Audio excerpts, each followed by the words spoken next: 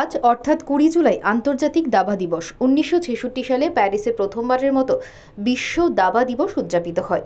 সেই থেকেই শুরু, যার রেশ বর্তমানে গোটা বিশ্বে জুড়ে। এদিন রাজ্যেও কিডস চেস একাডেমির পক্ষ থেকে পালিত হয় আন্তর্জাতিক দাবা দিবস। দাবা একটি জনপ্রিয় খেলা যা বোর্ড বা ফলকের উপর খেলা হয়। দাবা খেলার সর্বপ্রথম সূচনা হয় ভারতবর্ষে। যিনি দাবা খেলেন তাকে দাবারু বলা হয়। দাবায় দুজন খেলোয়াড় অংশগ্রহণ করে।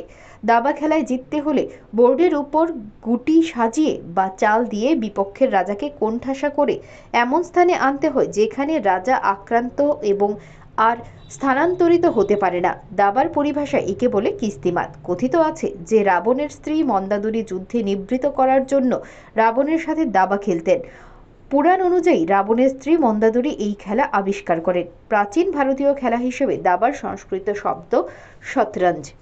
আন্তর্জাতিক দাবা দিবস উপলক্ষে ক্রীড়ামন্ত্রী টিঙ্কু রায় বলেছেন, এবং আমাদের রাজ্যের ছেলেমেয়েরাও যথেষ্ট ভালো। আমরা দেখি আমাদের সারা দেশে যখন বিভিন্ন টুর্নামেন্ট হয় ন্যাশনাল লেভেলে বা ইন্টারন্যাশনালও, আমাদের রাজ্যের ছেলেমেয়েরা কিন্তু তাদের প্রতিভা সেখানে দেখিয়েছে এবং সুনামের সঙ্গে তারা আমাদের রাজ্যের নাম উজ্জ্বল করছে। আগামী দিনও আমরা আশা করব তাদের কাছে যে তারা যেন ভালো নাম করে। আজকে জানেন আপনারা ইন্টারন্যাশনাল আজ দাবা day.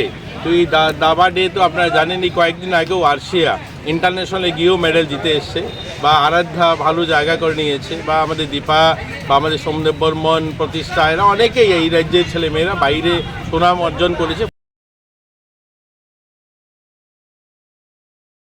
Bureau report, digital Tripura.